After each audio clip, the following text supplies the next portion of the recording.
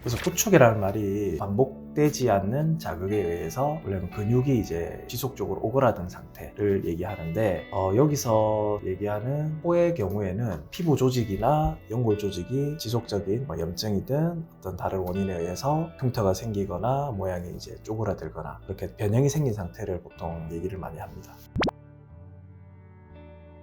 제일 흔한 원인은 이제 보형물에 의해서 많이 생기는데 단순히 보형물을 넣었다고 해서 다 구축이 생기거나 변형이 오는 것은 아니고 염증이든 출혈이든 피부를 자극을 하게 되고 피부가 약해지게 됩니다. 근데 이제 치료가 잘 되시는 분들은 피부가 다치면 찢어져도 시간 지나면 이제 부드러워지고 흉터가 많이 회복되는데 그런 반복적인 피부 자극으로 인해서 피부가 점점 더 얇아지거나 딱딱해져서 피부가 변형이 오는 것을 구축이라고 하죠. 그래서 주로 원인 중에 하나는 수술의 경우는 콧대에 들어가는 실리콘이 원인이 되는 경우도 많고요. 가슴 수술 같은 경우에도 실리콘 보형물이 들어가니까 구축이 잘 발생할 수 있거든요. 실리콘 자체가 이제 어떤 염증이나 문제가 있을 때 상체 회복을 좀 방해하는 그런 이유가 될 수가 있습니다. 그리고 또 실리콘 주변으로 피막이라는 어떻게 보면 이제 흉터 조직이라고도 할 수 있는데 그런 조직들이 보형물 주변에 발생함으로써 피부 여유를 또 잡아먹게 돼요.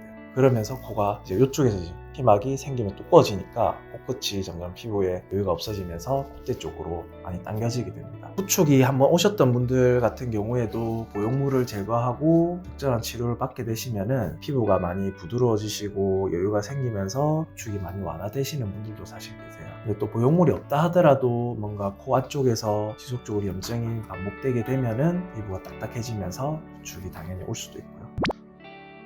보형물이 들어감으로써 일단 구축의 발생 가능성은 있다고 볼 수가 있습니다. 그런데 왜 굳이 보형물을 넣어야 되느냐? 동양인 특히 이제 우리나라 사람들 같은 경우에는 콧대가 많이 낮으신 분들이 많으시죠. 그래서 코를 일반적으로 높이게 되는데 그럴 때 이제 제일 흔하게 쓰는 재료가 바로 실리콘 보형물입니다. 이제 실리콘 보형물이 들어간다고 다 뭐 구축이나 모양의 변형이 생기는 건 당연히 아니기 때문에 많이 쓰고 또 안전하게 쓰지만 환자분들마다 요즘에는 워낙 원하시는 코가 또 다양하고 또 과하게 높이시길 원하거나 원하는 모양들이 또 있으시기 때문에 그에 맞춰서 보형물이 다양하게 들어가고 무리하게 높이거나 할 때 이제 그런 부작용 발생 가능성도 있고요. 또 한 번 수술하신 걸로 만족하시면 좋은데 만족 못 하시고 재수술을 또 계속 반복적으로 하시게 되면서 구축의 원인의 노출이 점점 될 수도 있다라고 말씀을 드릴 수가 있겠습니다.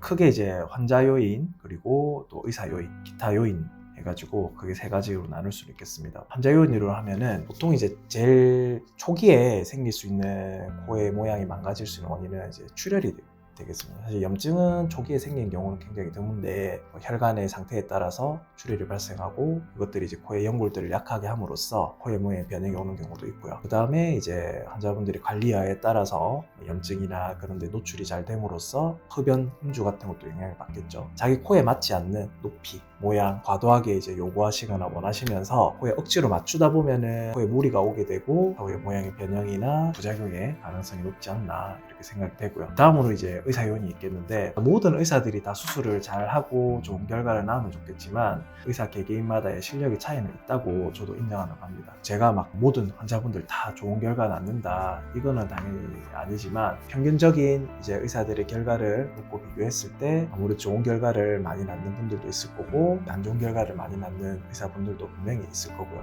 숙련된 의사라고 해서 무조건 성공하는 건 아니고 초보라고 해서 또 무조건 실패하는 건 아닌데 경험이 많이 쌓인 분들일수록 좋은 결과를 낳지 않겠나라는 생각을 하게 되고요. 경험에서 나오는 환자분들의 이제 코의 상태에 맞춰서 수술을 이제 좀 잘 해드리는 예를 들면 재수술이신 경우에는 코의 구조가 굉장히 나빠져 있거나 또 예쁘게 해드리기에는 피부 상태나 연골 상태가 안 좋은 분들도 굉장히 많습니다. 그래도 최대한 좋은 결과로 처리를 할 것이냐도 의사 요인이 될 수도 있겠고요. 사실 다른 방법은 없다고 생각됩니다. 과도하게 욕심을 내지 마시라. 당연히 이제 상담을 통해서 자신의 코에 맞는 그런 이제 모양이나 높이나 이런 것들을 설명드릴 건데 말씀을 드려도 말 안 듣는 분도 계시거든요. 그래서 전문의의 이제 의견을 가능하면 따라주시는 게 제일 좋은 결과를 얻는 방법 중에 하나이기도 하고요. 불편하시면 언제든지 편하게 병원으로 연락 주시라. 그래야지 저희도 빠르게 대처하고 치료해 드릴 수 있다. 모르고 계신 분도 많거든요. 환자 딱 코 상태를 봤을 때 콧대를 예를 들어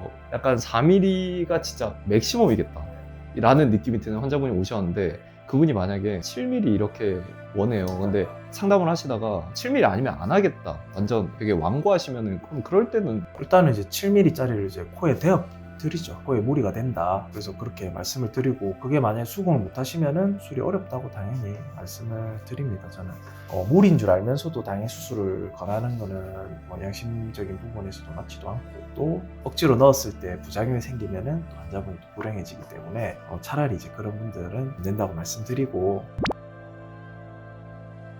초고난이도 수술이라고 볼 수도 있습니다. 일단 구축의 상태에 따라 이제 연골이나 피부 모두 다 손상이 심해서 정상적인 코 모양을 만드는 것만이 목적인 부분도 있고요. 상당히 어려운데, 코가 한번 구축이 심하게 온 분들이 제일 걱정하시는 게 실리콘을 넣지 않기를 원하시는 분들, 또 넣음으로써 또 뭔가 구축에 원인이 생기거나 할 수 있으니까, 그래서 보통 자가 조직으로 이용하게 되고요. 흔하게 많이 쓰는 재료로 이제 늑연골도 있고 기온골로 하시는 분도 있습니다. 구축으로 이렇게 많이 들려 있으신 분들을 피부를 충분히 단단하게 지지로 하면서 배울 때는 이제 자가늑연골을 많이 쓰게 되는데, 그럼으로써 이제 자가늑연골을 떼야 된다는 부담감, 그리고 코끝만 좀 어떻게 회복을 해드리면 좋지만, 많은 분들이 이왕 하는 거 콧대도 좀 높여달라 이런 분들도 사실 많으세요.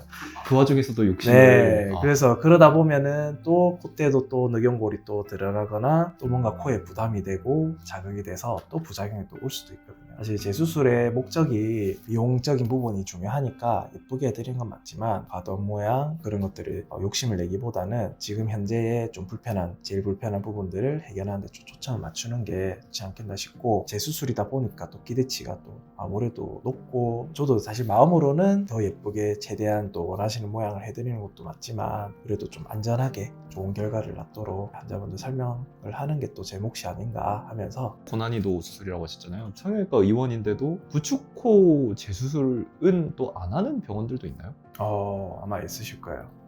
네, 아무래도 코 수술 자체가 어려운 수술 중에 하나이기 때문에, 그래서 조금 더 숙련된 전문의들이 주로 하는 수술도 맞고요. 그 중에서도 구축코는 이제 난이도가 굉장히 높은 수술이니까 모든 의사들이 다 좋은 결과를 낳기는 어려운, 제가 이제 또 하기 힘들다고 할 수 있지만 하기 힘들다고 되돌려 보내는 게 또 사실은 마음적으로 또 좋진 않으니까, 이제 가능한 범위 안에서 또 가능한 상태일 때 수술을 이제 권해드리는 게 이제 저 원칙으로 하고 있고, 또 모든 분들을 좋은 결과를 다 얻을 수는 없지만은 그래도 좀 최선의 결과를 얻을 수 있도록 열심히 최선을 다해 진료를 봐드리고 있으니까. 일반적인 코 수술에 비해서 혹시 비용이 최소 2배에서 3배 이상. 초고난이도 수술이면 집도의 입장에서는 되게 그 리스크 역시도 되게 높을 거잖아요. 편하게 생각했을 때는 그냥 코 수술 보편적인 거 한 2번, 3번 하고 말지 이런 생각이 들 수도 있을 것 그렇죠. 같은데, 맞아요. 굳이 하시는 이유가 의사로서의 약간 본분이 약간 이런 영역에. 그렇죠. 성형외과 의사들이 다 막 돈만 밝히고 일반 의사들이랑은 좀 다르다라고 생각하시는 분도 계시겠지만,